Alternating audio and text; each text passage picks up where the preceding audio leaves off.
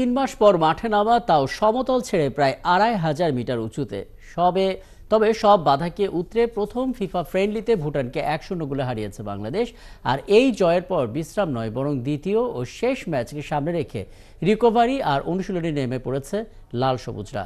Footballer থেকে manager, সবার লক্ষ্য একটাই, জয় দিয়ে থিম্পু অধ্যায় শেষ করা। বিস্তারিত অন্যবাপী রিপোর্টে।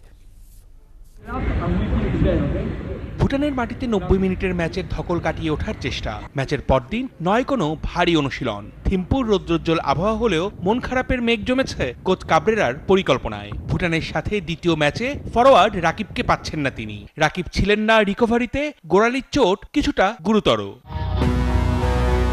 ভুটানের সাথে মোরসালিনের গোলে জিতেছে বাংলাদেশ। 3 পয়েন্ট পেলেও মাঠের খেলায় ছিল না তৃপ্তি। অ্যাটাক, ডিফেন্স, মিডফিল্ড সেই চেনা ছন্দের বড্ড অভাব। ভুটানিদের সাথে দ্বিতীয় দেখায় সেই অভাব পূরণ করে দুর্দান্ত একটা ম্যাচ উপহার দেয়া কি সম্ভব?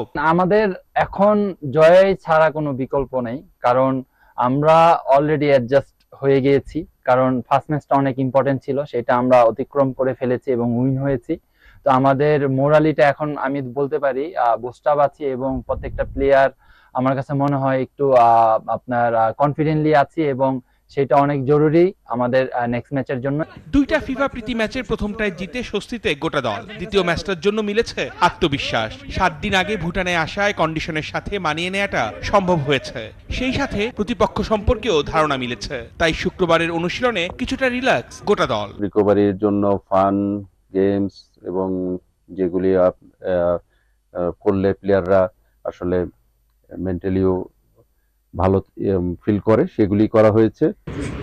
রোববার চাংলি মিঠাং স্টেডিয়ামে দ্বিতীয় ও শেষ প্রীতি ম্যাচে স্বাগতিক ভুটানের সাথে লড়বে লাল সবুজরা। অর্ণব বাপি, ৭১।